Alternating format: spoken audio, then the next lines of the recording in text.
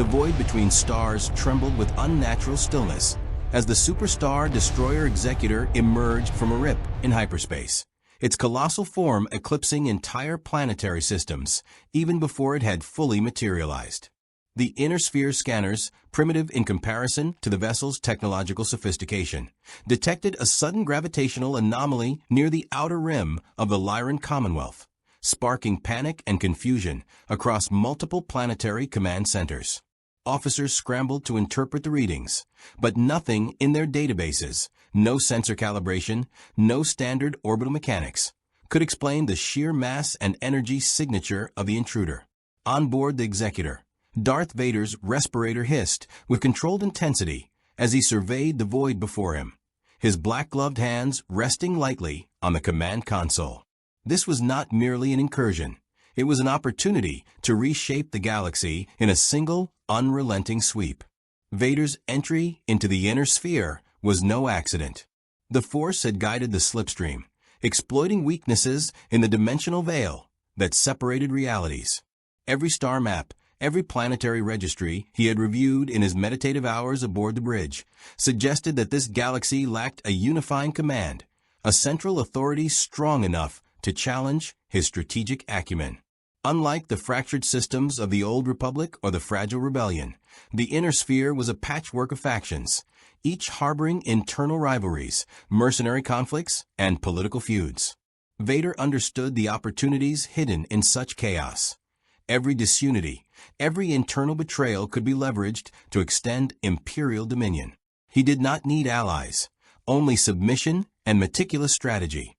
The first worlds he passed revealed the stark contrast between his new battlefield and the galaxy he had once dominated.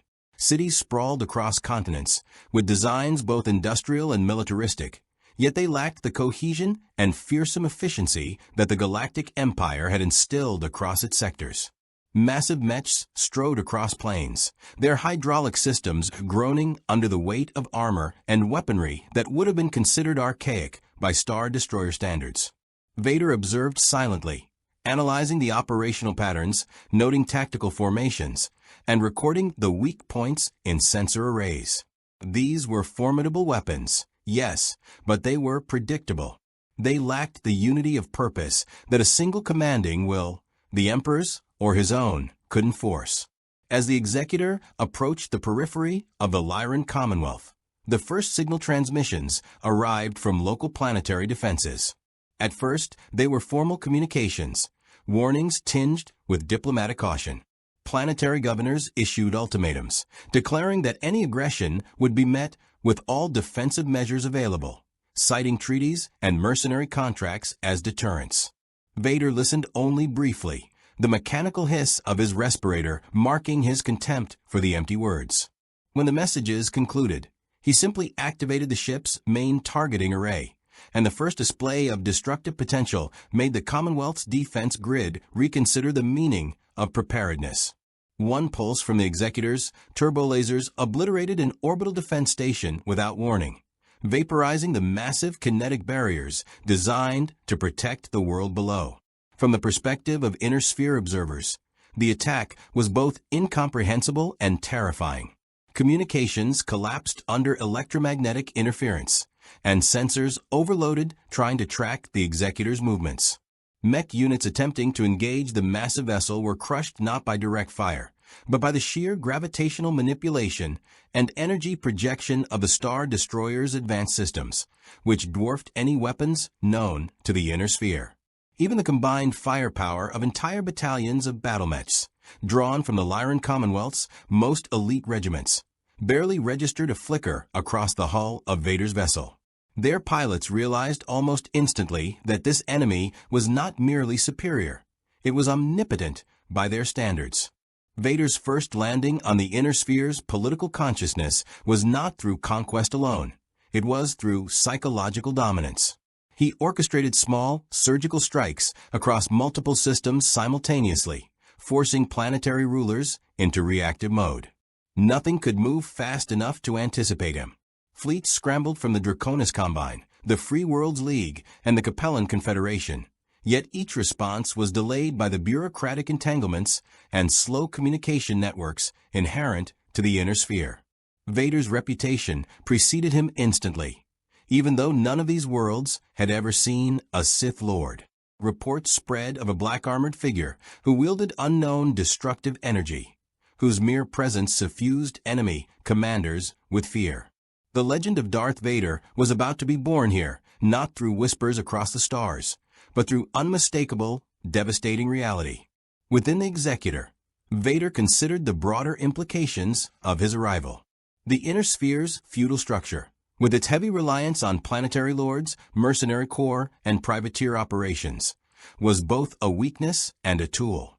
If he could subvert key figures, manipulate succession disputes, and destroy resistance with surgical strikes, he could establish dominance without losing a single vessel.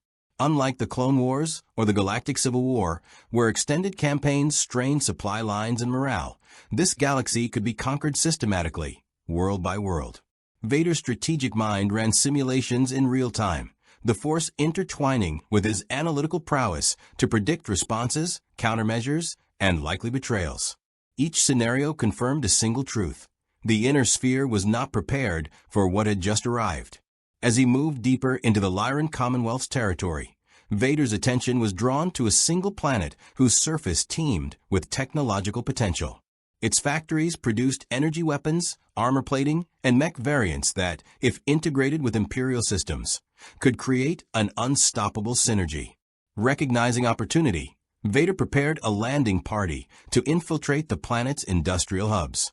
The Force guided him as always, sensing patterns in human behavior and structural vulnerabilities that no conventional scanner could detect. Shadows shifted across the corridors as he deployed his stormtroopers to secure key nodes, but Vader himself led the critical operations. The Inner Sphere's defenders were highly trained, yet the tactical precision, raw power, and fear factor of the Sith Lord made resistance almost irrelevant. Vader's presence did more than instill fear, it fractured morale. Commanders of entire regiments hesitated, unsure whether to risk lives against a seemingly unstoppable force. Some began to defect, offering intelligence or access in exchange for survival. Others attempted aggressive counterattacks, only to find themselves annihilated in ways that left no survivors and sent clear warnings across the battlefield. The Inner Sphere had fought countless wars, endured betrayal, famine, and technological stagnation, yet it had never encountered a foe capable of dominating both minds and machines with equal efficiency. Vader's calculated cruelty, tempered by strategic necessity, ensured that each engagement sent a message. Resistance was futile. Through the Force, Vader reached out across the planet, feeling the flow of command, the uncertainty, and the latent ambition within the industrial magnates. He probed the minds of those in charge, planting subtle suggestions and nudging them toward decisions that would serve his larger campaign. The Inner Sphere's leaders were not naive. They had experienced political machinations and betrayal, but nothing had prepared them for a presence that could manipulate both the physical and psychological battlefield with such seamless integration. Each victory expanded his reach, each compliant leader became a tool, and each destroyed fleet reinforced the inevitability of his campaign. By the time the first sun of the Commonwealth system dipped below the horizon, Vader had already begun consolidating control over multiple key worlds.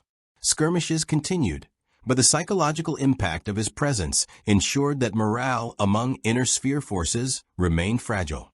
The Force itself seemed to bend subtly around his will, enhancing coordination among his stormtroopers and ships, while the opponents experienced disorientation and hesitation. Vader understood the necessity of pacing. Overextension could provide opportunity for the Inner Sphere's powerful houses to unite. But the first phase of his campaign, shock and awe, domination through fear and precision, had been executed flawlessly. And yet, in the quiet of his command chamber, Vader contemplated the broader stakes. This galaxy was larger than he had initially estimated, populated by factions that, if left unchecked, could develop strategies capable of challenging even the Executor. Houses with ancient grudges, mercenary collectives with adaptable tactics, and planetary systems with hidden weapons stockpiles all represented latent threats. Vader considered alliances as temporary conveniences, betrayals as inevitable tools, and conquest as an art. Every decision, every strike, every psychological impression he left would cascade across the inner sphere in ways that could either secure his absolute dominance or force him into a protracted campaign unlike any he had experienced. The first night over the Commonwealth was quiet.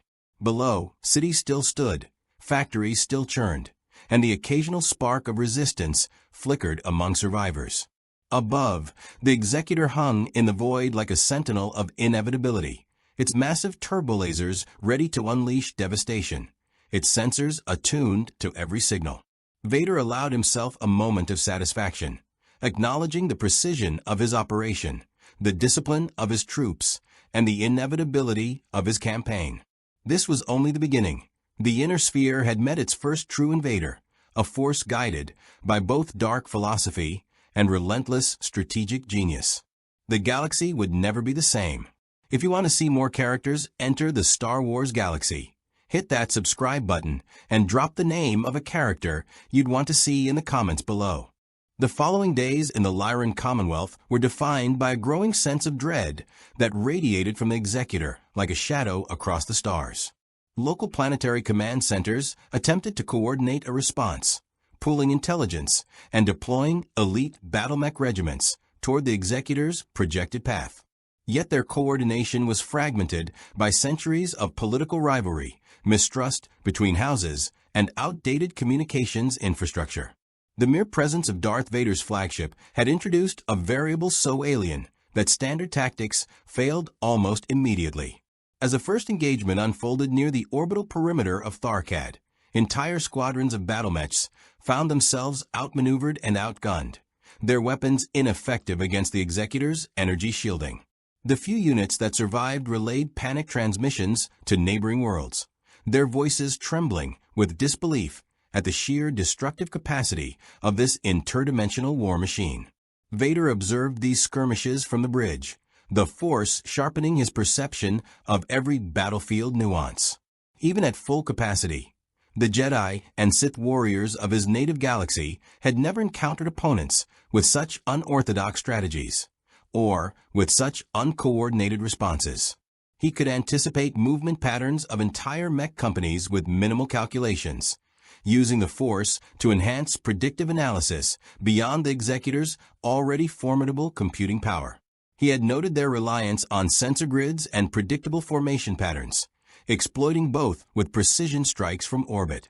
Laser and particle bombardments decimated advancing columns, while suborbital artillery punctured planetary defenses in ways that left no margin for error.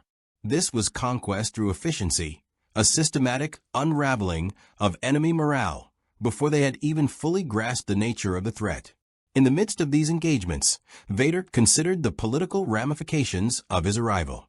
Unlike the Republic or the Empire, the Inner Sphere lacked a single unifying authority. Each planetary lord and house operated under its own interpretation of loyalty and pragmatism. Some attempted to unify under the Lyran Commonwealth banner, but centuries of mistrust and historical grudges prevented cohesive strategy.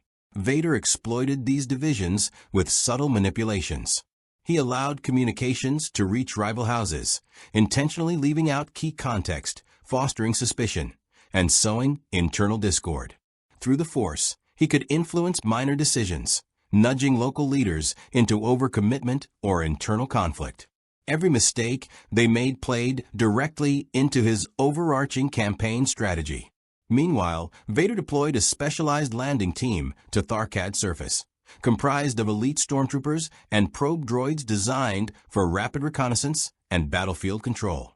These units were tasked with securing key industrial zones and communication hubs, but Vader himself led the critical operations requiring direct force manipulation. On the ground, he moved like a shadow, precise and unstoppable. BattleMech units, though heavily armed, found themselves unable to penetrate his defenses. Each encounter was calculated, each victory surgical.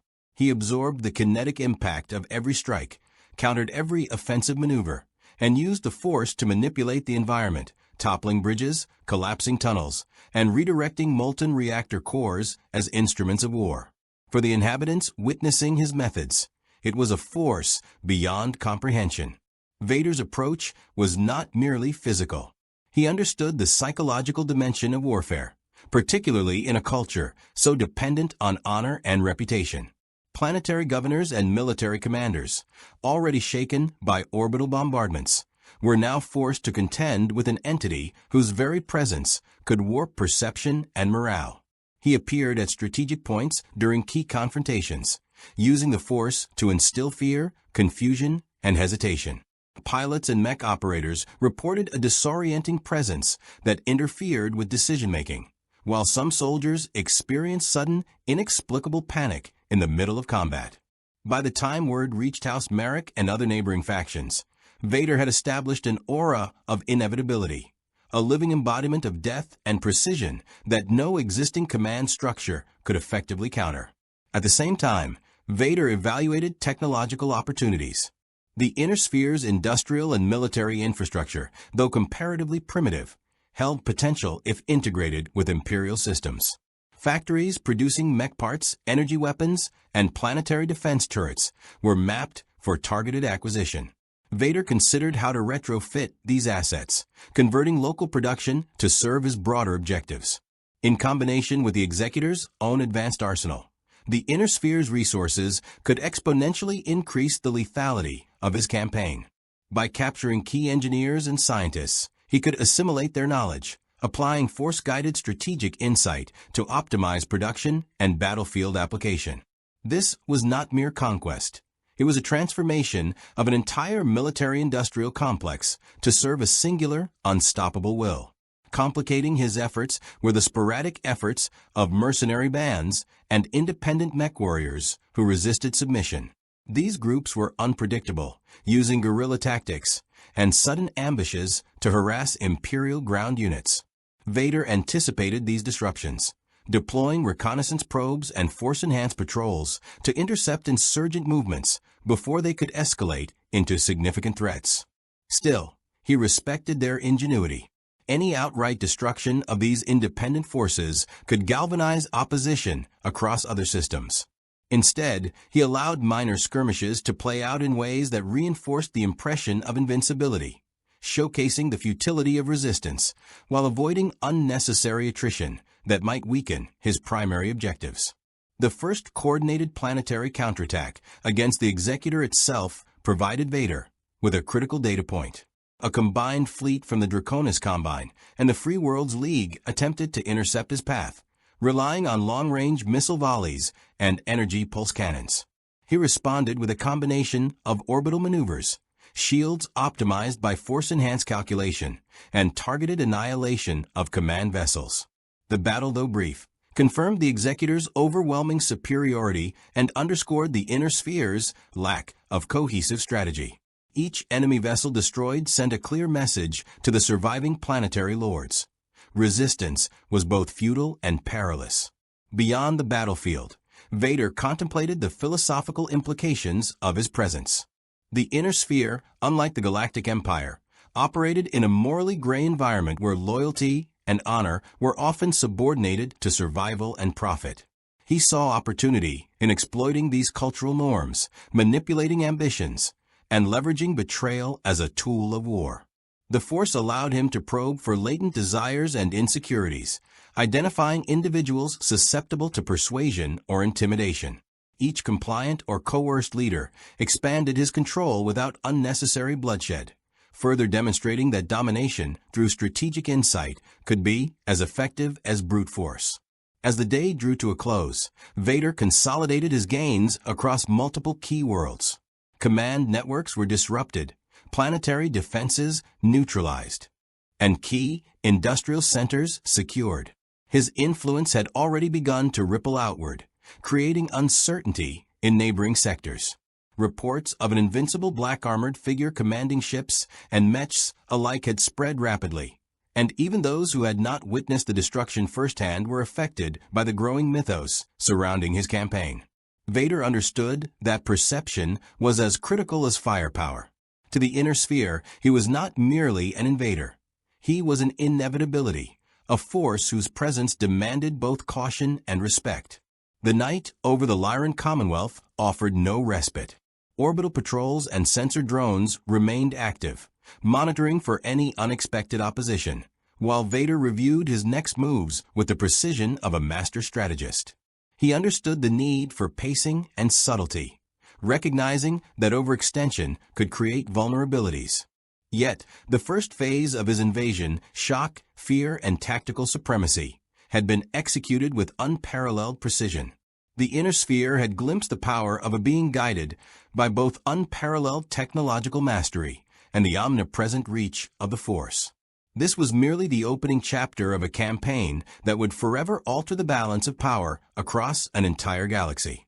The next wave of Vader's campaign unfolded as he began to integrate deeper into the Inner Sphere, targeting key planets whose control could tip the strategic balance of multiple regions. He identified the Lyran Commonwealth's inner industrial hubs as critical for sustained dominance and prepared a sequence of precision strikes designed to cripple production capabilities without destroying infrastructure entirely. His goal was assimilation, not indiscriminate annihilation.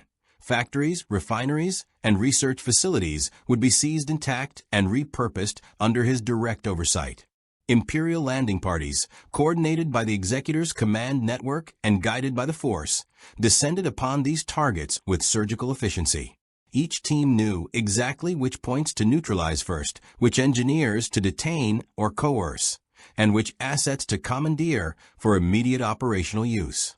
The systematic nature of this operation contrasted sharply with the chaotic responses of the planetary defenders, whose efforts, though brave, lacked coordination and often resulted in unnecessary casualties.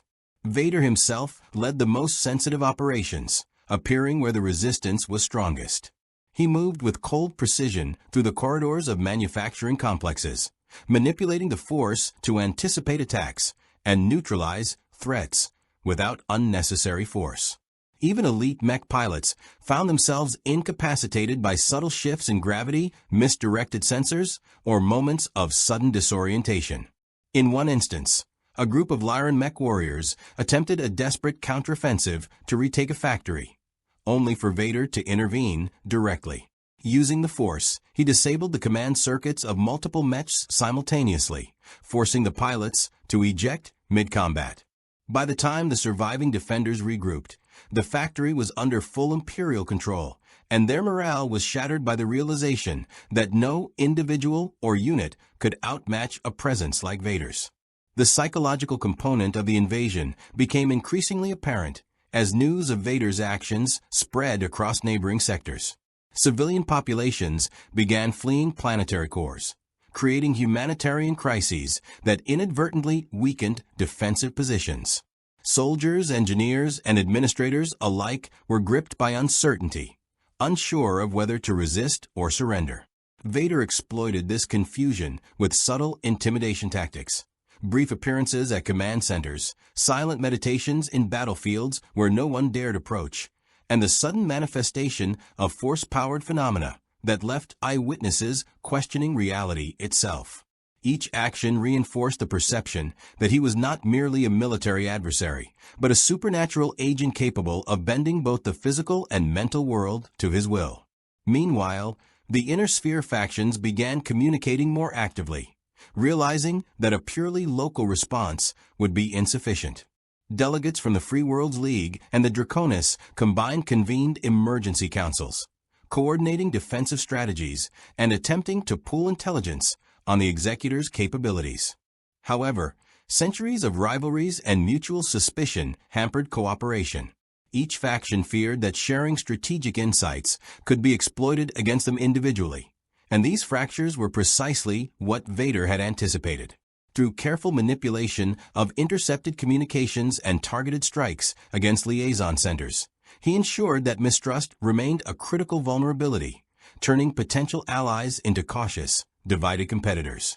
Amid these movements, Vader also began experimenting with integrating Inner Sphere technology into his broader operational doctrine. He observed the mech's modular designs, understanding how their energy systems and weapon configurations could complement his existing fleet's arsenal. Though the BattleMechs lacked hyperspace capability or planetary orbital versatility, Their adaptability and raw firepower made them excellent candidates for assimilation into combined force operations.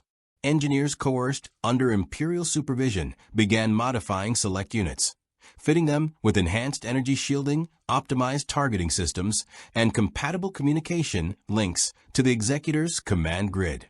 These modifications increased battlefield lethality while demonstrating to surviving defenders that resistance was futile.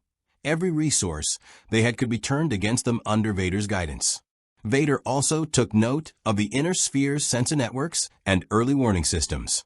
While primitive compared to Imperial tracking technology, they were sufficient to alert planetary commanders to approaching forces. Vader countered this with a combination of stealth orbital approaches, electronic interference, and force-enhanced predictions, ensuring that his attacks arrived without meaningful warning. Reconnaissance droids, piloted remotely from the Executor, mapped potential ambush points and vulnerabilities, transmitting data in real time to Vader and his officers. By predicting enemy movement patterns with unnerving accuracy, he preempted counterattacks before they could materialize, further reinforcing the sense of invincibility that his presence inspired.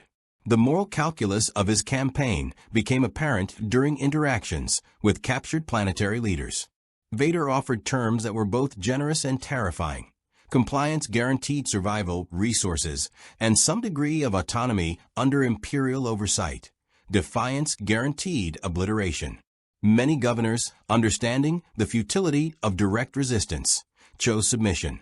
Others attempted to deceive him, orchestrating sabotage or delayed compliance, only to find that Vader anticipated every subtle maneuver. The Force allowed him to sense deception, fear, and ambition with precision. Those who tried to exploit loopholes faced immediate consequences, often publicized to send clear warnings to surrounding systems. The combination of psychological warfare, technological superiority, and force mastery created a campaign environment where traditional notions of strategy were rendered obsolete. A notable development emerged when independent mercenary groups sought to exploit the conflict for profit. Recognizing the potential threat, Vader permitted minor skirmishes to proceed, but positioned Imperial reconnaissance and landing teams to neutralize critical victories that might embolden wider resistance. These small engagements served as demonstrations, reinforcing the perception of invulnerability while eliminating truly dangerous opposition. Over time, the cumulative effect of these operations created a network of compliant territories, each reporting to Vader's central command structure and feeding resources and intelligence upward. As the first month of active operations concluded, Vader had effectively reshaped the strategic landscape of the Inner Sphere. The Lyran Commonwealth's defensive network was fragmented, production capabilities were co-opted or destroyed, and local populations had been conditioned to fear the very presence of Imperial forces. His combination of orbital bombardment, precision ground operations, psychological manipulation, and technological adaptation had created an unstoppable momentum. Neighboring houses watched with alarm as the legend of Darth Vader and the Executor grew, and factions previously hesitant to engage were forced to confront the reality of an overwhelmingly superior force at their doorstep. Despite these successes, Vader remained methodical and measured. He understood that overextension could create vulnerabilities, especially given the vast scale of the Inner Sphere and the limited number of assets capable of independent action. Each operation was carefully calculated, each movement deliberate. By integrating both Imperial doctrine and Force-guided strategic insight, he ensured that the campaign's trajectory remained under complete control, leaving only isolated pockets of resistance that would be methodically neutralized in the coming months. By the end of this phase, the Inner Sphere had witnessed the emergence of a singular phenomenon. Darth Vader was no longer simply a commander or invader. He had become a force of nature, an interdimensional conqueror whose every action reshaped the balance of power, bending both technology and morale to his will. His campaign was far from complete, but the foundation had been laid with precision, and the galaxy would never forget the terrifying efficiency of a Dark Lord who brought the might of a superstar destroyer into a universe unprepared for his arrival. As Darth Vader's campaign pressed deeper into the Inner Sphere, he began turning his attention to the Inner Sphere's most formidable military assets, the BattleMechs of the Draconis Combine and Free Worlds League. Unlike smaller planetary militias or lightly armed defenders, these mechs represented a combination of raw firepower, mobility, and tactical experience that required a more sophisticated approach. Vader did not underestimate them.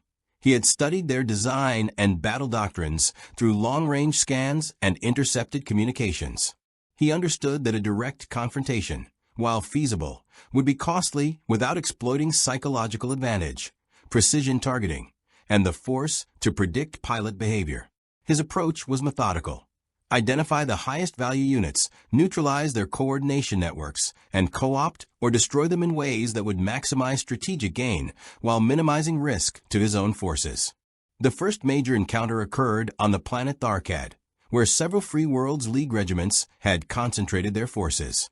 Vader's fleet entered low orbit under the cover of a meteorological storm, masking their approach and delaying planetary detection.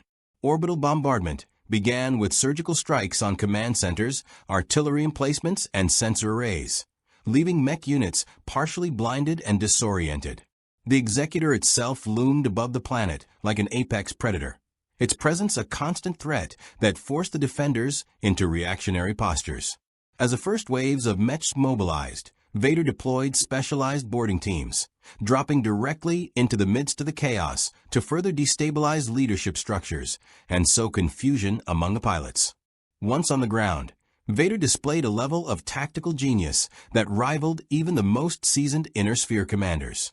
Utilizing the Force, he disrupted mech targeting sensors, guided the Imperial boarding teams to critical weak points, and intercepted communications to anticipate movements before they could be executed.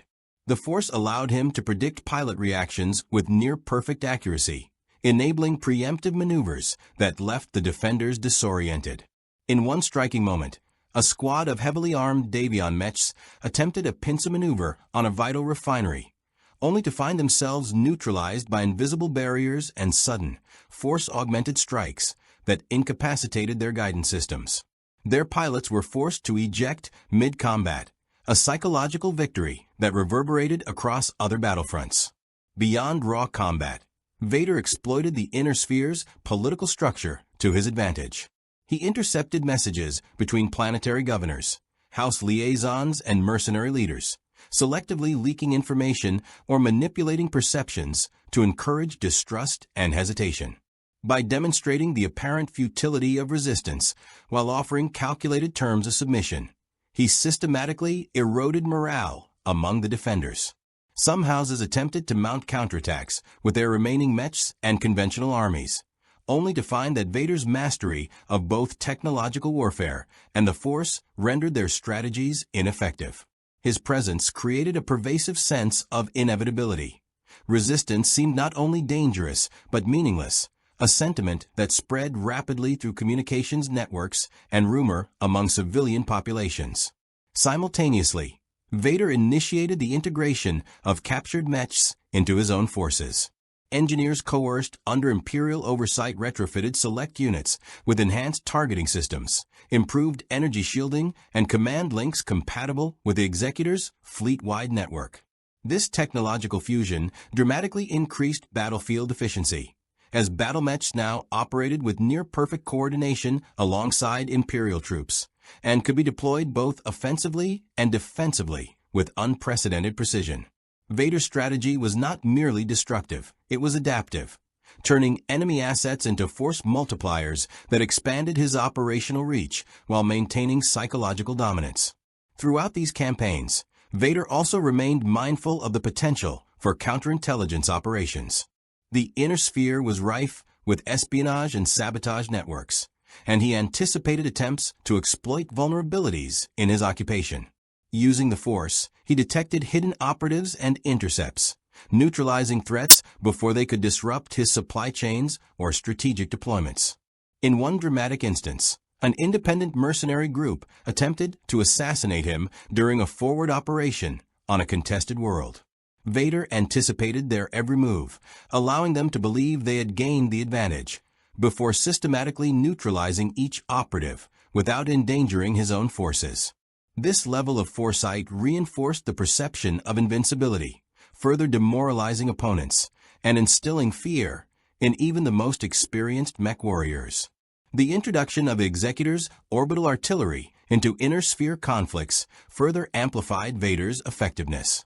With its superior firepower, he was able to neutralize heavy artillery batteries, destroy forward operating bases, and create safe corridors for boarding operations with surgical precision. Entire divisions found their positions untenable as the threat from above forced retreats and reorganization, leaving them vulnerable to follow-up strikes. The combination of orbital bombardment, precision ground engagement, and force-assisted tactical control created an overwhelming advantage that the inner sphere factions had never experienced in centuries of warfare. Vader also carefully curated his psychological impact through selective displays of power. On several planets, he appeared personally at critical moments, entering command centers, walking through devastated battlefields, and using subtle force demonstrations to intimidate surviving leaders. These appearances were calculated to establish the myth of invincibility and enforce compliance without necessarily resorting to destruction. Governors and mech warriors alike began to interpret his presence as a sign of unavoidable dominance, often choosing surrender over combat simply to preserve their lives. Vader understood that psychological manipulation, when combined with technological superiority and battlefield mastery, was a force multiplier that extended the reach of his campaigns far beyond the physical limitations of his forces. As months passed, news of Vader's victories and systematic subjugation of the inner sphere spread quickly. Civilian populations began fleeing urban centers, armies retreated preemptively, and faction leaders negotiated surrender treaties in isolation, each hoping to avoid total annihilation. These decisions, while practical in the short term, only further destabilized coordination across the inner sphere, leaving residual forces scattered and vulnerable. Vader anticipated these patterns, positioning his fleet and mobile divisions to exploit disorganized defenses, ensuring that momentum remained in his favor. By the end of this stage of the invasion, Darth Vader had established a formidable foothold across several key regions. The combination of orbital dominance, ground operations, psychological warfare, and technological assimilation created a new reality for the inner sphere, a singular entity capable of overwhelming entire planetary defenses and reshaping political landscapes with a mixture of force, strategy, and intimidation. With each conquest, he refined his approach, learning the nuances of mech deployment, faction politics, and the complex interplay of fear, loyalty, and survival instincts.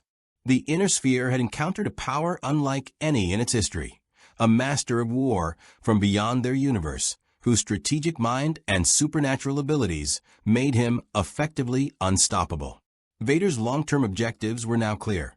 Consolidate his territorial gains, integrate captured technology and assets into a cohesive operational doctrine, and prepare for the inevitable counteroffensives that would arise as houses attempted to reclaim lost territory.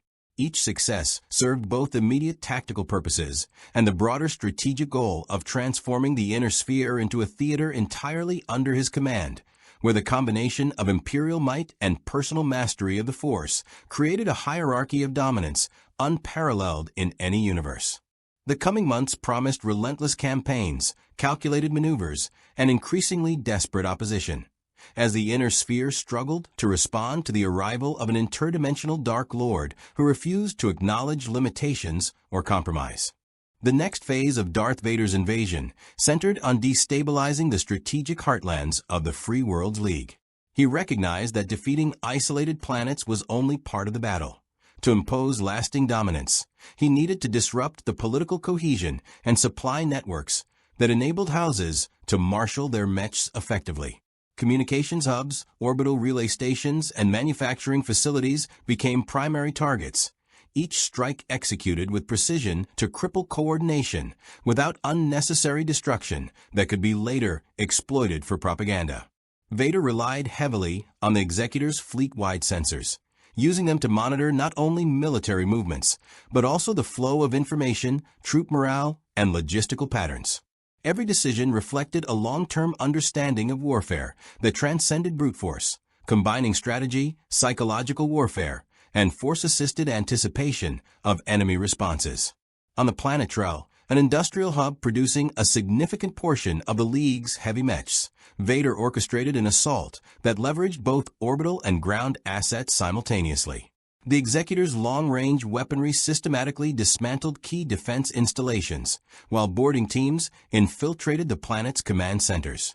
Vader personally oversaw these operations, utilizing the Force to probe the minds of commanders, anticipate tactical decisions, and disrupt coordinated counterattacks before they could be implemented. The mech pilots, trained in centuries of warfare and accustomed to improvisation under pressure, found their instincts subverted at nearly every turn.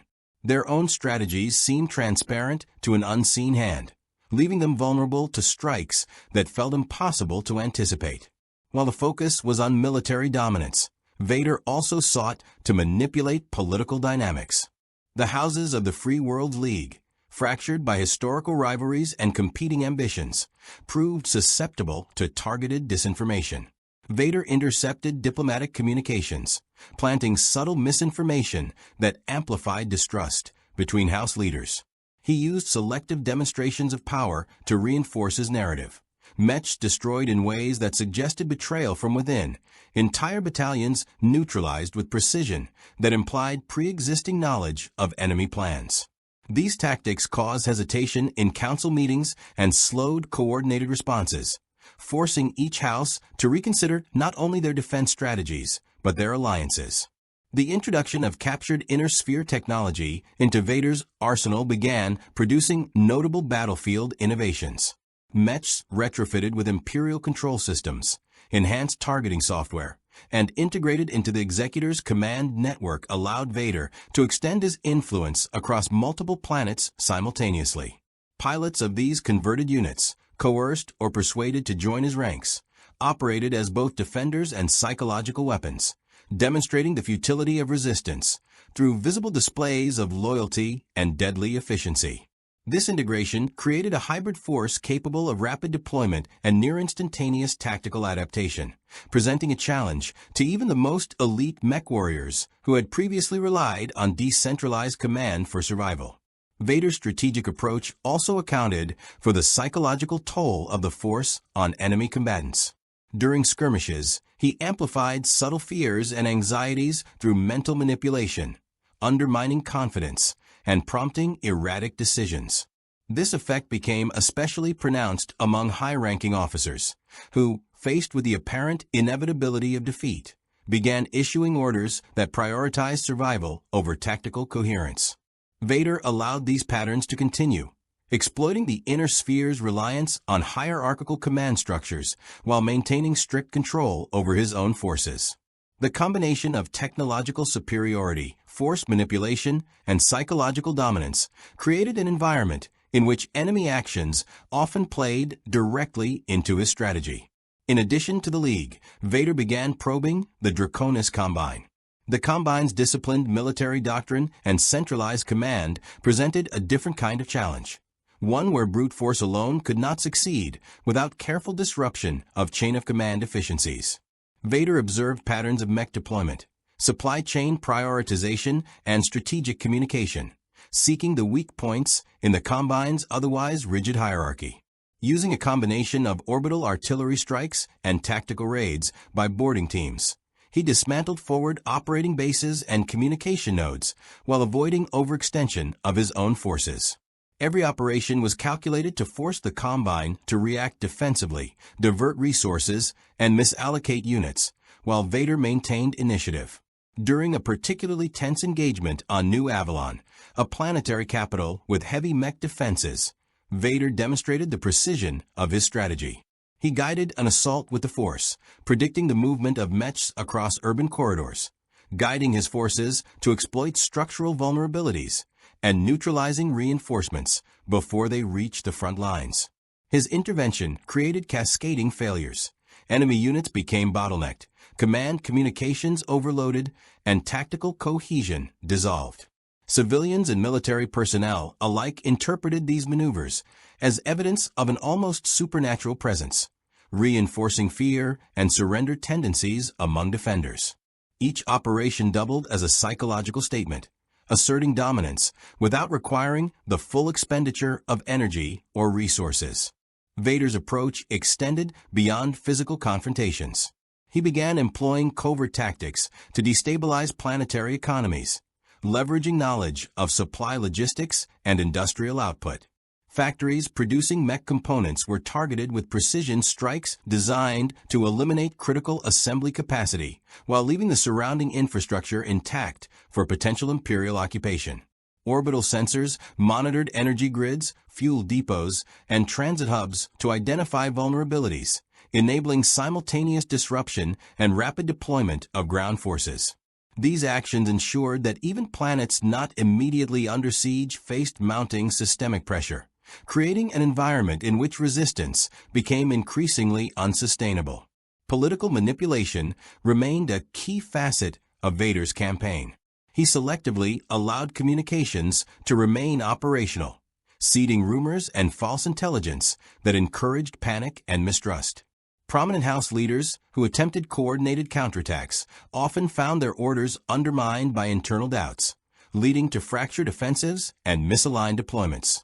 Vader's understanding of leadership psychology, combined with force-assisted insights, allowed him to predict these fractures and capitalize on them.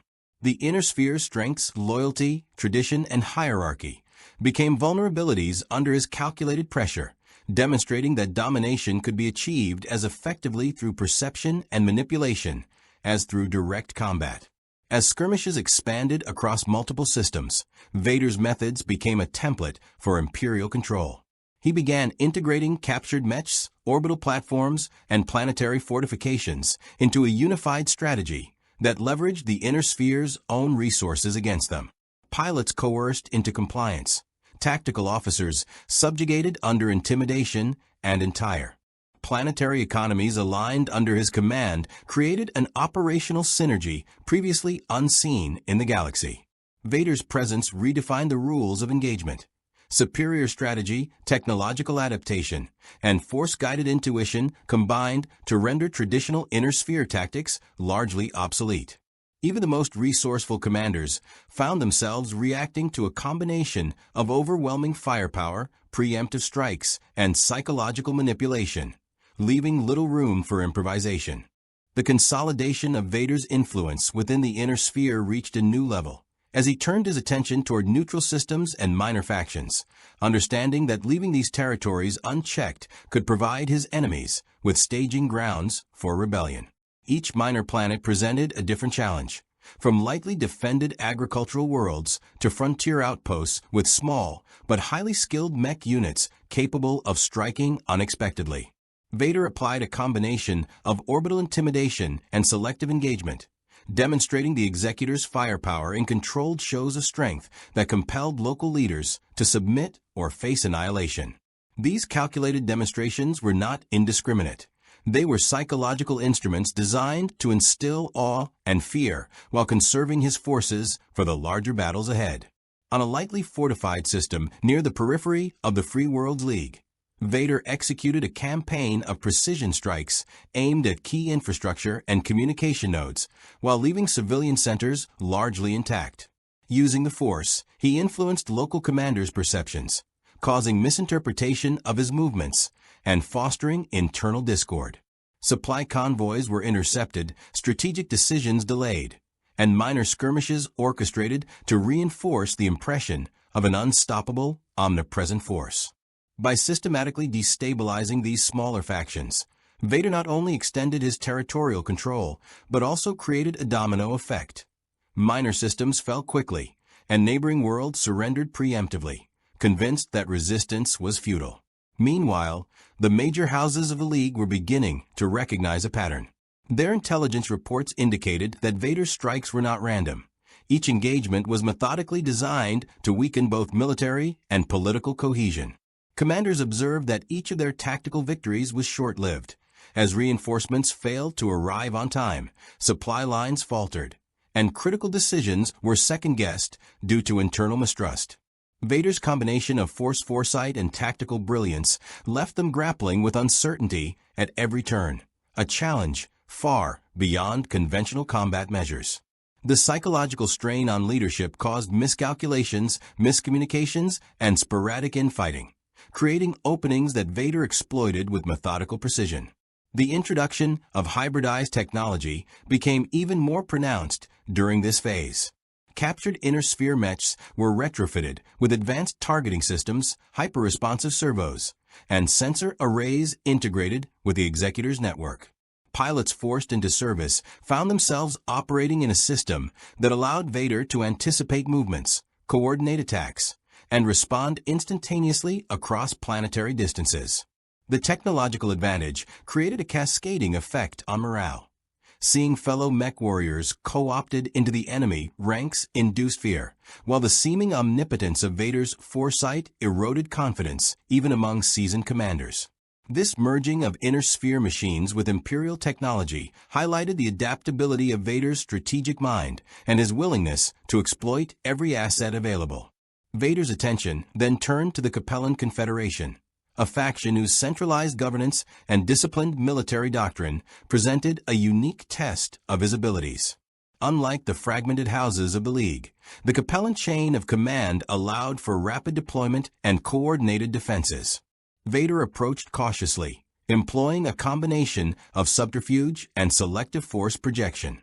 He monitored troop movements through the Executor sensors and used targeted orbital strikes to disrupt key defensive positions before committing ground units.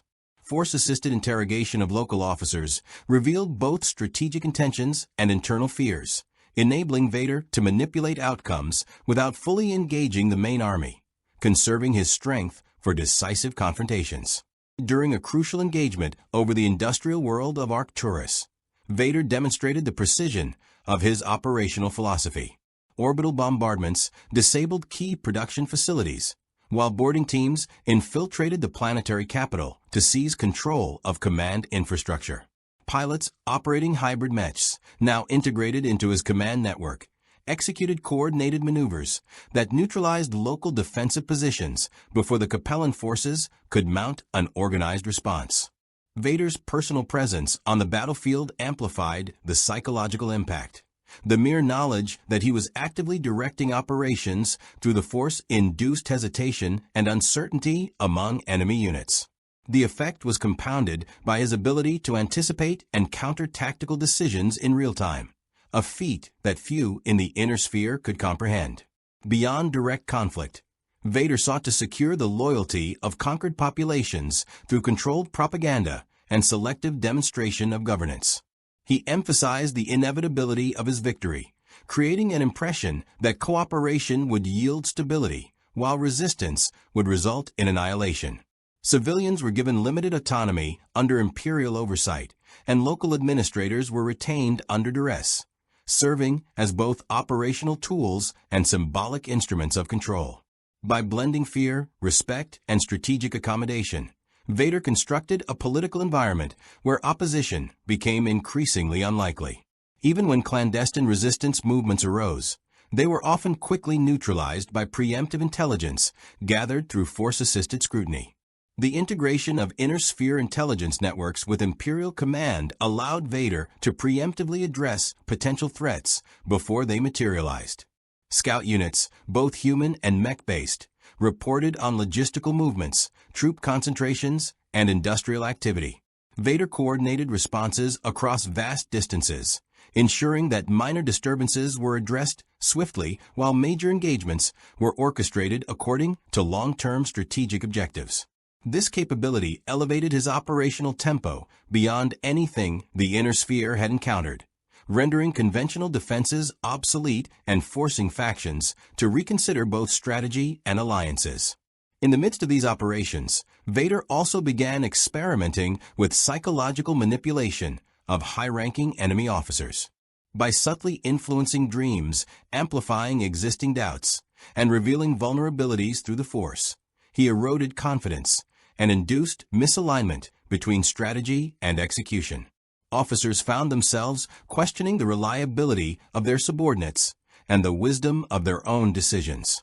These indirect measures, though less visible than orbital bombardments or mech strikes, proved equally effective in destabilizing command structures. Vader understood that victory was not solely measured by destroyed assets, but by the erosion of enemy cohesion and morale. By leveraging hybridized technology, strategic foresight, and psychological dominance, Vader continued to extend his influence throughout the Inner Sphere. Each planet brought under his sway reinforced the perception of an unstoppable omnipresent force, eroding confidence in both political leadership and military command. The combination of force-guided intuition, orbital superiority, and hybridized mech integration created a synergistic effect that few factions could counter, forcing houses and minor powers alike to make concessions or face inevitable defeat. Vader's campaign had evolved beyond simple conquest. It had become a meticulously orchestrated transformation of the Inner Sphere, bending both people and technology to his will. Vader's campaign had by now transformed the Inner Sphere into a stage where every action, movement, and decision was observed, calculated, and manipulated with ruthless efficiency.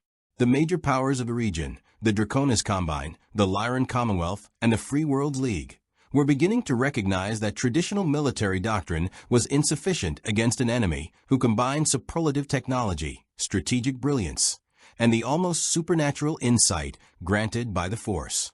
As the Imperial forces established permanent footholds on strategically vital worlds, it became clear that victory for Vader was not just a matter of overwhelming firepower, but of a complete paradigm shift in how war was fought. No longer were battles only decided on the match field. They were determined by anticipation, influence, and the exploitation of human frailty. On the planet of New Avalon, a strategically located industrial hub for the Lyran Commonwealth, Vader executed a multi-pronged assault that exemplified the synergy of Imperial and Inner Sphere technologies. Orbital bombardments selectively disabled munitions factories and energy grids, creating panic among the defenders while leaving civilian areas largely intact.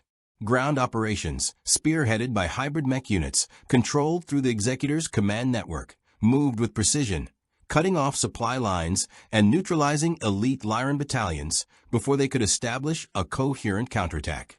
The psychological impact of Vader's presence was immense.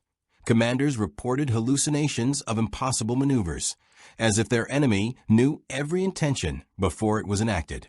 This preternatural understanding of battlefield dynamics disrupted coordination and sowed the seeds of disarray. In the midst of these operations, Vader confronted the reality that the Inner Sphere's political intricacies presented challenges even the Force could not directly resolve. Each house had complex obligations, alliances, and rivalries that dictated not only military decisions, but also the morale and loyalty of troops. To navigate this, Vader employed a combination of intimidation and selective alliance building. Factions that offered temporary cooperation were granted limited autonomy under Imperial oversight. Their leaders manipulated through subtle force persuasion to act in ways that aligned with broader strategic objectives. Those who resisted were systematically isolated, their resources consumed in minor skirmishes that prevented larger mobilization. Through this dual approach, Vader maintained the appearance of omnipotence while systematically consolidating his hold over the region. The Draconis Combine, with its highly disciplined command structure and deep-seated warrior ethos, became a focal point of Vader's campaign. Unlike more fragmented powers, the Combine's response required not only superior firepower, but nuanced manipulation of honor, tradition, and reputation. Vader understood that an outright assault could provoke widespread insurrection, turning the planet into a prolonged quagmire. Instead, he engaged in a calculated strategy of tactical intimidation, punctuated by targeted strikes that demonstrated both the Executor's devastating potential and the futility of resistance. He used the Force to subtly influence the perceptions of key leaders, highlighting internal rivalries and casting doubt on the loyalty of subordinates. The result was a fractured command structure, with decision-making slowed and defensive responses rendered less effective. Meanwhile, the Lyran Commonwealth, heavily reliant on industrial capacity and coordinated mech deployment, faced a crisis of confidence as Vader's hybridized forces intercepted intelligence, sabotaged logistics, and executed rapid, precision strikes. The psychological impact of Vader's omnipresence, combined with the destructive capability of orbital bombardments, began to erode the morale of even veteran units. Pilots reported uncanny awareness of Vader's movements, as if the Force itself was predicting and countering their maneuvers. Commanders struggled to maintain coherent strategy while under constant pressure, and minor errors escalated into operational failures, amplifying the impression that resistance was futile. In addition to direct military engagements, Vader began experimenting with more insidious forms of influence. Key political figures were subtly coerced into compliance, either through threats, demonstration of power, or manipulation of alliances. Rebel sentiment, always present in smaller factions and periphery worlds, was undermined by the perception that Vader's reach extended into every corner of the Inner Sphere. Resistance cells found themselves betrayed by local officials or neutralized before they could coordinate effectively. This duality, combining overt military superiority with covert manipulation, exemplified Vader's understanding that dominance extended beyond the battlefield and into the hearts and minds of those who might oppose him. As the campaign progressed, Vader began integrating captured Inner Sphere technology into the Executor systems, creating hybrid units with capabilities far beyond what either universe had previously seen. Sensors were tuned to anticipate mech movement patterns. Targeting algorithms were optimized for both terrestrial and orbital engagements, and propulsion systems allowed for rapid redeployment across multiple planetary theaters. Pilots coerced or persuaded into service became instruments of precision, their mechs linked to Vader's command network and guided by his tactical foresight. This fusion of human skill, Inner Sphere engineering, and Imperial oversight created a force that was adaptive, lethal, and psychologically destabilizing. Vader also confronted moral and strategic dilemmas during these operations. The Inner Sphere was populated with civilians who, though often caught in the crossfire of interstellar politics, remained at risk from orbital strikes and mech assaults. Vader's approach was calculated. Strikes were precise, collateral damage minimized where feasible, but deterrence remained uncompromising. The juxtaposition of fear and mercy became a tool in itself, demonstrating the consequences of resistance while establishing a controlled environment where submission was rational. This balance between ruthlessness and pragmatism highlighted not only Vader's strategic acumen, but also the philosophical depth of his campaign, one that combined terror, manipulation, and the pragmatic application of power to achieve dominance. In the northern sectors of the Free Worlds League, Vader encountered a coalition of mech lords attempting to unify against his incursion. They sought to leverage mobility, combined arms, and local terrain to offset the overwhelming technological advantage of Imperial orbital firepower and hybrid mech units. Vader's response was methodical. Reconnaissance revealed weak points in their coordination. Force-guided anticipation allowed him to outmaneuver ambushes, and the Executor's orbital strikes disintegrated key command centers at critical moments. Each engagement demonstrated that even coordinated resistance could be fragmented and neutralized through a combination of foresight, precision, and psychological pressure. Throughout these campaigns, the reputation of Darth Vader and the Executor grew to legendary proportions. Tales of his seemingly omniscient awareness, his command over both technology and soldiers, and his ruthless efficiency spread among the Inner Sphere's populations.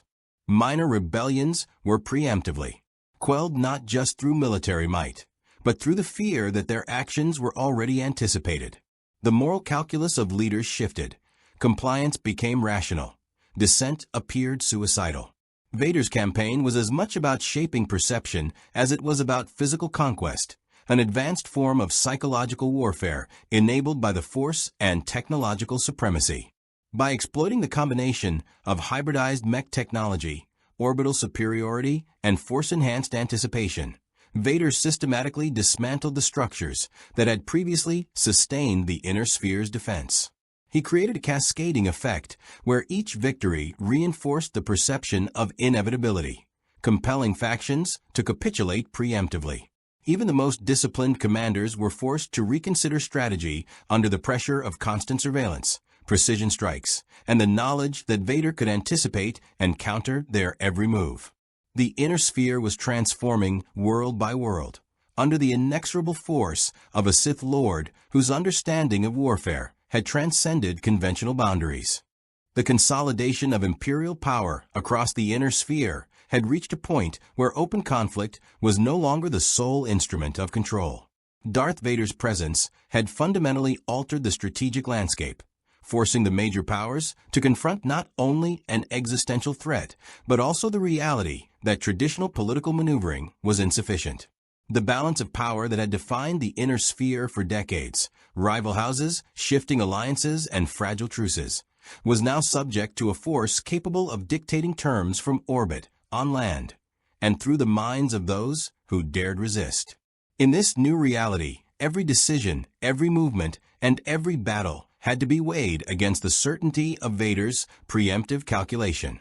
On Terra Nova, a critical industrial hub for the Free Worlds League, Vader initiated a series of strikes designed not to destroy, but to coerce.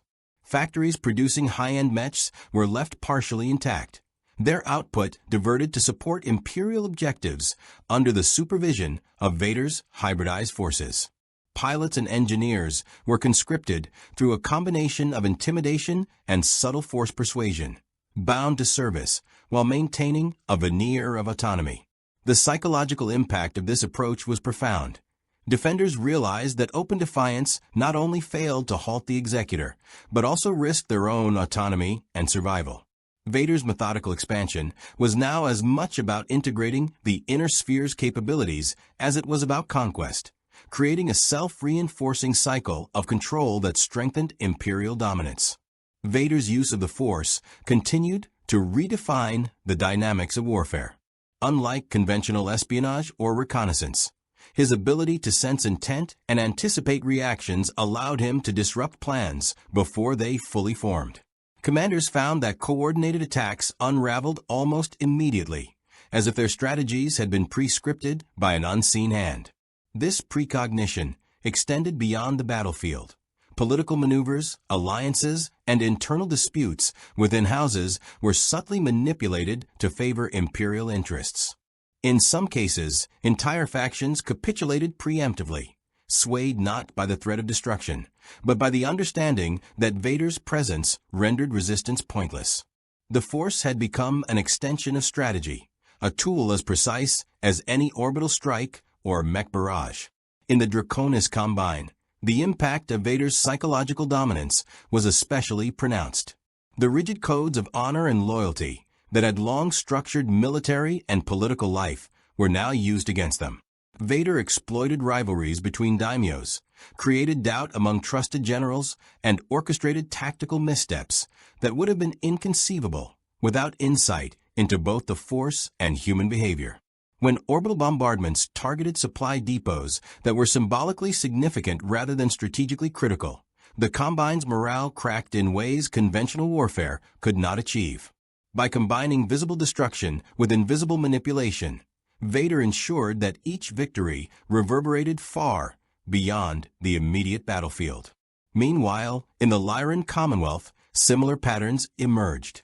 Leaders attempted to consolidate fragmented units, develop counter-strategies, and leverage terrain advantages. Yet every action seemed anticipated and nullified. Vader's hybridized mechs, integrating inner sphere technology with Imperial systems, demonstrated adaptability that surpassed conventional design limitations. Pilots found their own machines countered in real time by Vader's oversight, a combination of sensor integration, orbital coordination, and force-guided predictions. Strategic reserves were intercepted before they could reinforce front lines, and communication networks were infiltrated, creating the impression that the enemy knew every move before it was made. Resistance increasingly felt like an exercise in futility.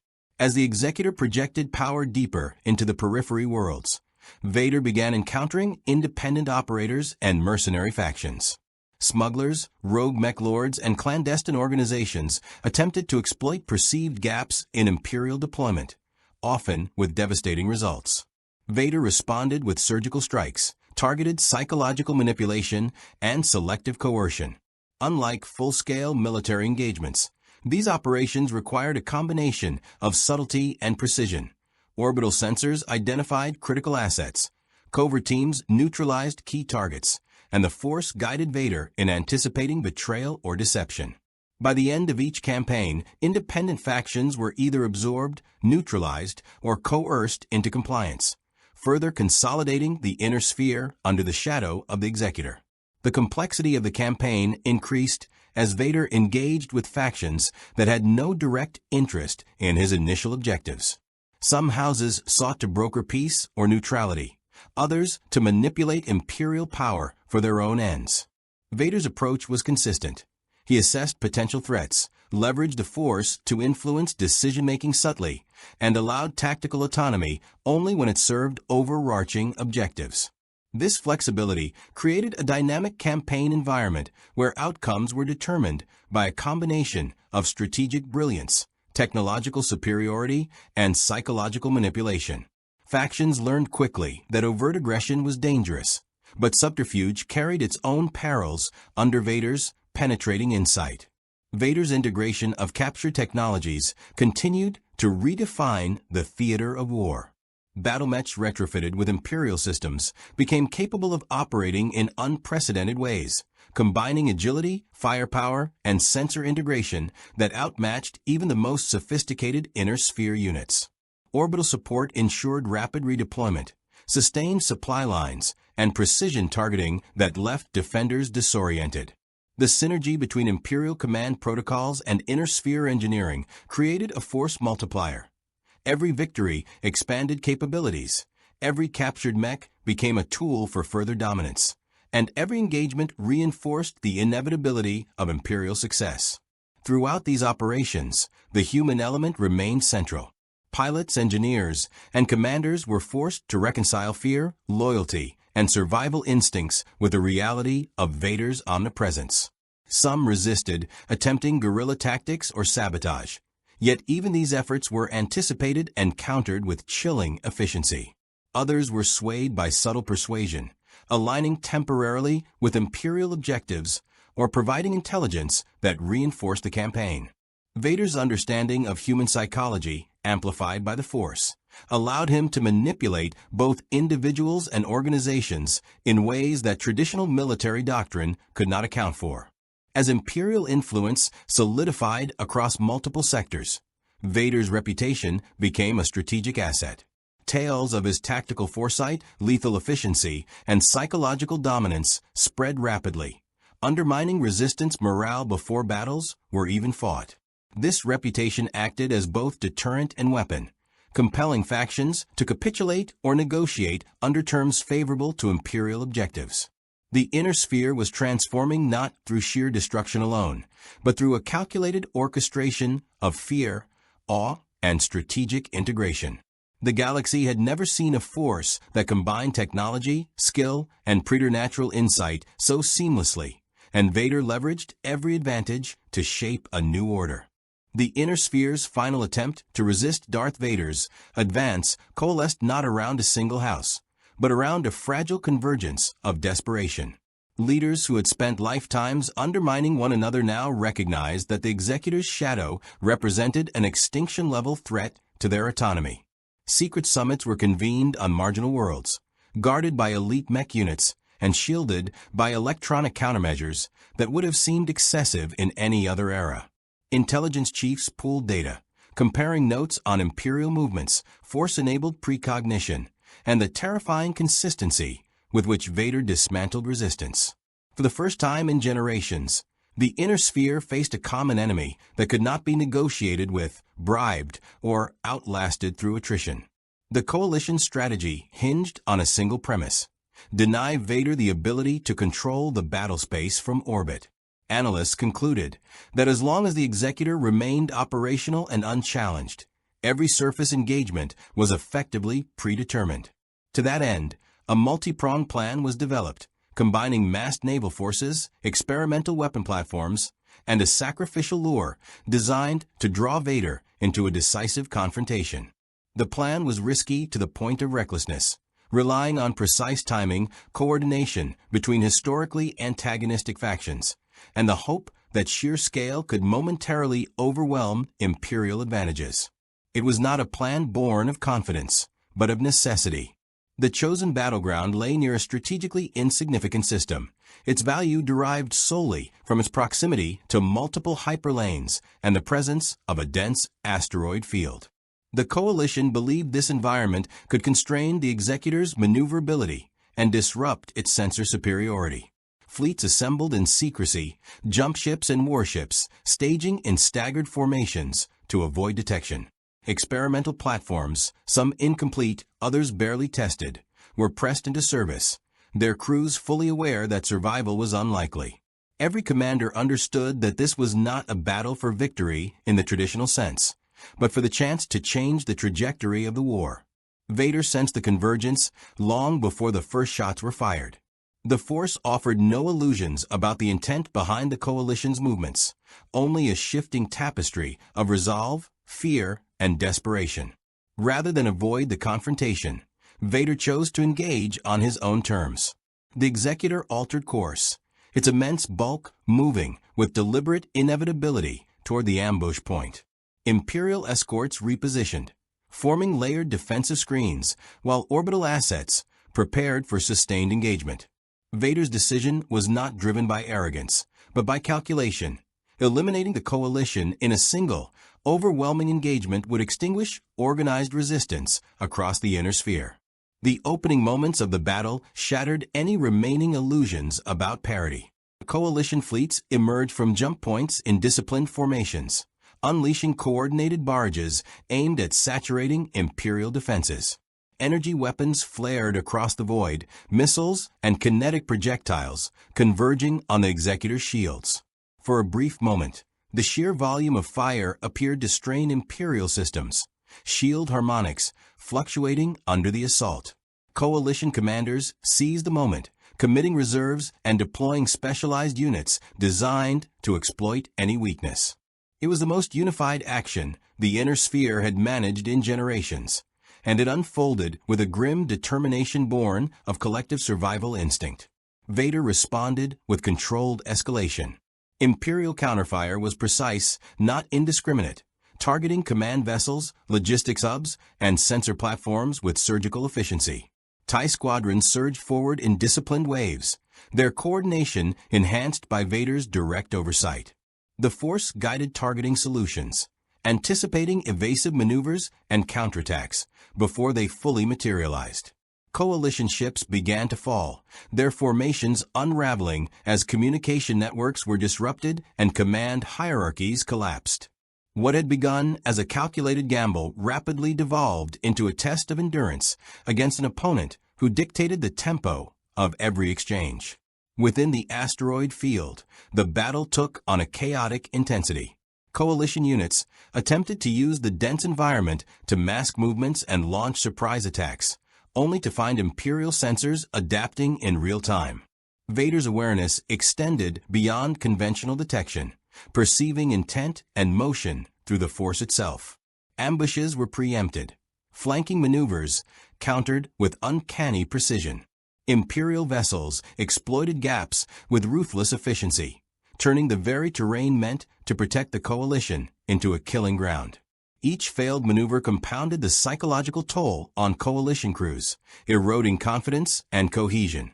As the engagement intensified, the Coalition committed its final contingency, a coordinated strike aimed directly at the Executor's command core. Specialized assault craft, supported by elite mech units deployed via unconventional insertion methods, launched toward the Superstar destroyer. The plan was audacious, bordering on suicidal, relying on the hope that overwhelming force could breach the Executor's defenses long enough to cripple its command and control systems. Losses mounted almost immediately. Imperial point defense systems carving through incoming waves with relentless efficiency. Yet a fraction of the assault force pressed on, driven by the belief that even a temporary disruption could alter the balance. Vader anticipated the assault and welcomed it. Within the Executor, command crews adjusted defensive protocols while Vader focused inward, the Force amplifying his perception of every approaching threat. The assault teams encountered resistance unlike anything they had trained for. Imperial troops operating with flawless coordination, environmental controls shifting to isolate and eliminate intruders, and the pervasive sense of an intelligence actively hunting them. Those who reached deeper into the ship found themselves confronting not just physical defenses, but the overwhelming psychological pressure of Vader's presence. Fear, doubt, and disorientation took hold, undermining even the most disciplined operatives. The climax of the engagement came not with a single decisive blow, but with the gradual realization that the coalition's resources were exhausted. Warships burned or drifted powerless, mech units were isolated and destroyed, and command structures disintegrated under sustained pressure. Vader's strategy had been to absorb the coalition's maximum effort, allowing them to expend their strength in a single, feudal gesture. As the final assault faltered, Imperial forces tightened the noose, cutting off escape routes and neutralizing remaining resistance with methodical precision. The Inner Sphere's last unified stand collapsed under the weight of inevitability. In the aftermath, Vader did not pursue annihilation. Surviving coalition leaders were offered terms that reflected the new reality: submission in exchange for limited autonomy, preservation of key infrastructure, and integration into the Imperial order. Those who refused were removed swiftly, their defiance serving as a final lesson to others. Vader's objective had never been indiscriminate destruction, but the establishment of uncontested dominance. By demonstrating that even a united Inner Sphere could not challenge Imperial supremacy, he ensured that future resistance would be fragmented, cautious, and ultimately self-defeating. The battle marked a turning point that reverberated across the Inner Sphere. News of the coalition's defeat spread rapidly, extinguishing hope and reshaping political calculations. Houses recalibrated their priorities, shifting from resistance to survival within the Imperial framework.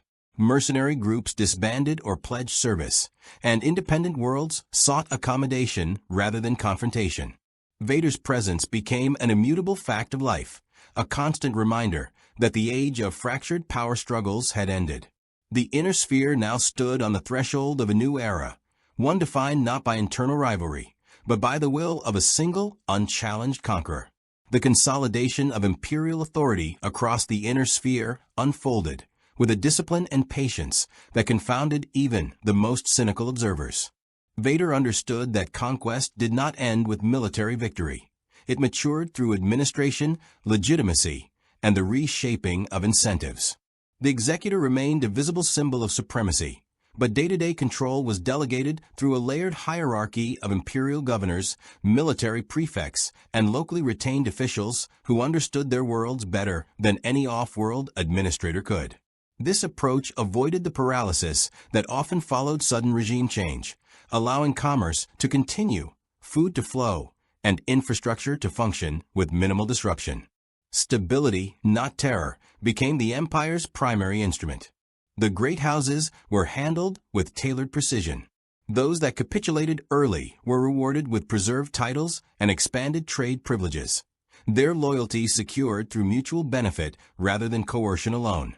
Houses that hesitated found themselves isolated diplomatically and economically, their rivals elevated in Imperial favor. Vader encouraged competition within carefully controlled bounds, ensuring that no single house could accumulate enough power to threaten Imperial dominance.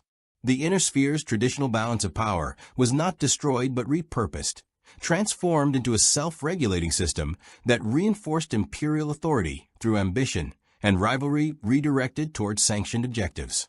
Military integration followed a similarly pragmatic model. Rather than dismantle existing forces, Vader absorbed them into the Imperial war machine, retaining their command structures while imposing standardized doctrine and oversight. Mech warrior units were evaluated, re-equipped where useful, and assigned roles that complemented Imperial assets. Those who proved adaptable found themselves elevated, their skills recognized and rewarded. Those who resisted were sidelined or reassigned to marginal duties where their influence waned. Over time, the distinction between Imperial and Inner Sphere forces blurred, replaced by a hybrid military culture that combined overwhelming naval supremacy with the ground-level expertise of veteran mech units. Technological exchange reshaped the strategic landscape in subtler ways. Imperial engineers studied BattleMech design with keen interest, recognizing both its strengths and limitations. While the Empire had little need for such platforms in space-dominated warfare, their adaptability in diverse environments proved valuable for occupation and rapid response. Conversely, Inner Sphere technicians gained access to Imperial power generation, sensor arrays, and material science, albeit under strict supervision. This controlled diffusion of technology ensured dependence, while accelerating economic recovery and industrial output. Worlds that embraced Imperial standards prospered, further incentivizing compliance across the sphere. Cultural transformation accompanied these material changes. Imperial doctrine emphasized order, efficiency, and loyalty to a centralized authority, values that clashed with the Inner Sphere's tradition of feudal autonomy and personal honor. Vader did not attempt to erase these traditions outright.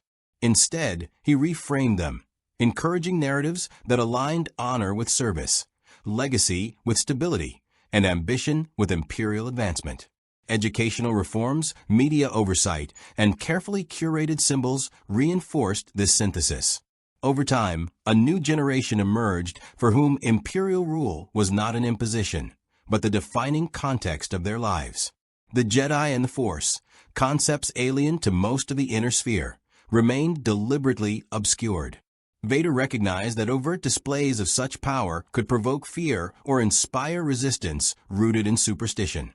Instead, he allowed rumors to circulate, cultivating an aura of mystique that magnified his authority without inviting direct challenge.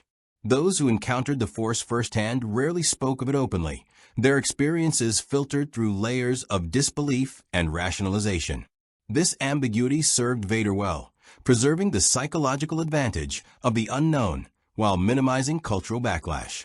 Resistance did not vanish entirely, but it changed form. Isolated cells persisted on fringe worlds, clinging to ideals of independence and self-determination.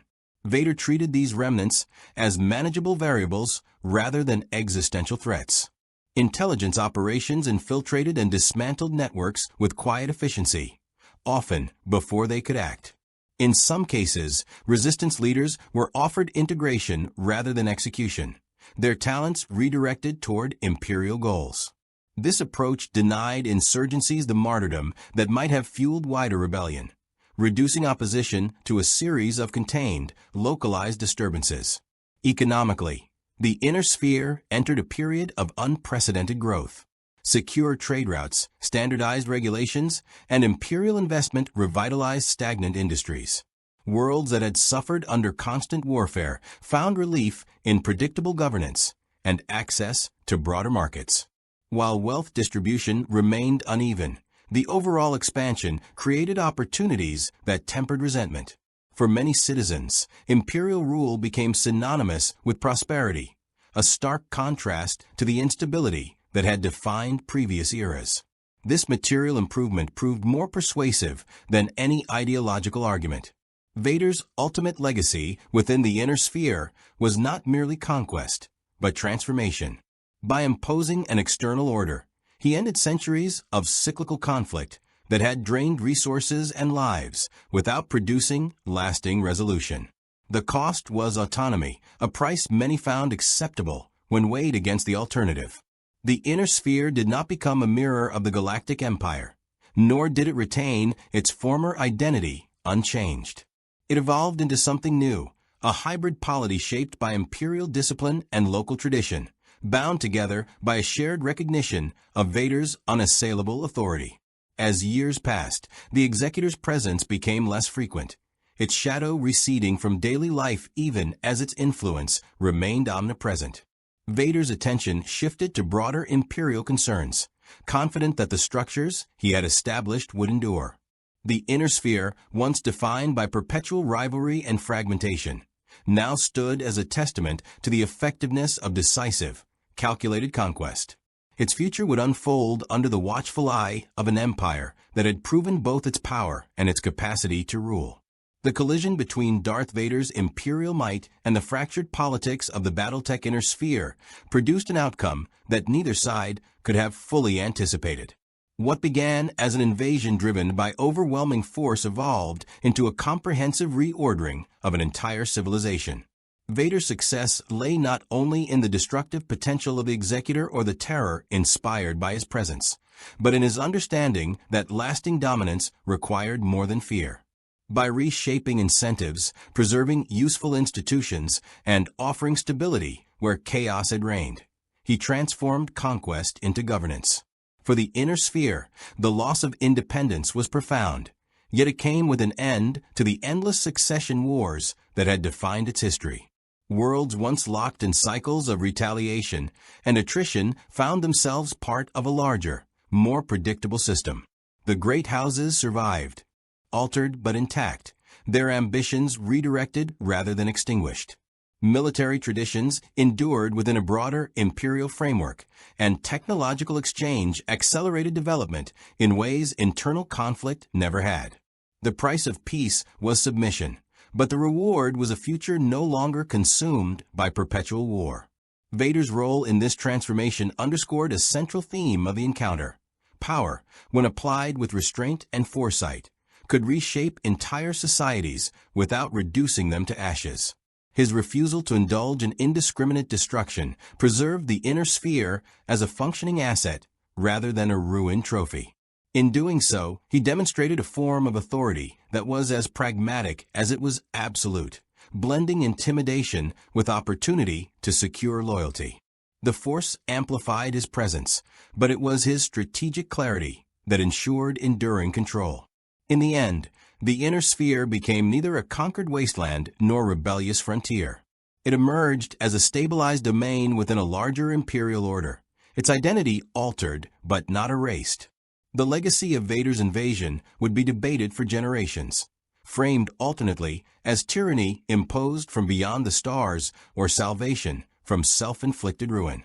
What remained undeniable was that the arrival of a single, uncompromising will had ended an age of fragmentation and ushered in a new epoch defined by order, consequence, and the unmistakable imprint of the Galactic Empire.